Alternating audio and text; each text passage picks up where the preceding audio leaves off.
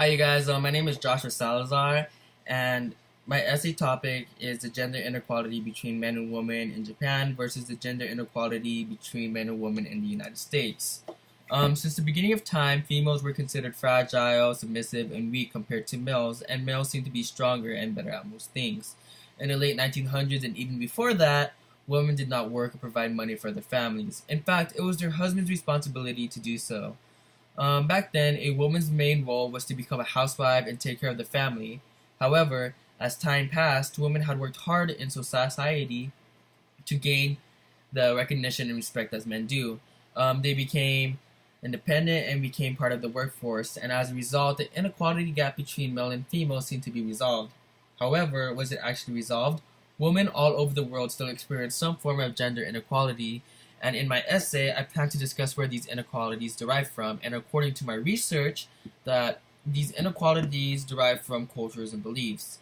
However, in my essay, I plan to discuss the culture and beliefs of Japan and the United States, as well as discuss the inequalities that are derived in their workforce, as well as their school systems. Both the United States and Japan have different sets of cultures and beliefs that create an equality gap between men and women. In the United States, most people believe in either Christianity or Roman Catholic, and as a result of these certain values and obligations, both of these religions helped influence the inequality for both of these genders. For example, in Colossians 3:18 says, "Wives, submit to your husbands as fitting in the Lord," and in Ephesians 5:22, "Wives, submit to your own husband as to the Lord, for the husband is the head of the wife, even as Christ is the head of the church." As exemplified from this quote, women had to be submissive to their husbands and do whatever their husbands wanted in order to abide by the Bible. And as a result of this, women were seen as a lower rank than men, and men were seen as a higher stature than women. In Japan, most people believe that and follow the rules of Confucius. And according to Sugihara and Katsurada, Confucianism focuses on order. Everything has its place.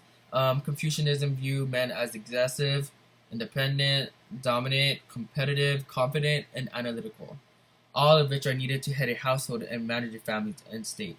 Men must be leaders, risk takers, decision makers, and profoundly loyal to his lord and emperor.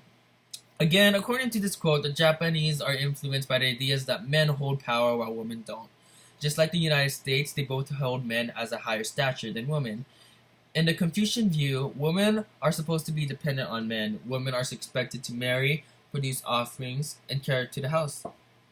In addition, their marriage was also arranged, and if they failed to produce an heir, the husband could return them to their own families.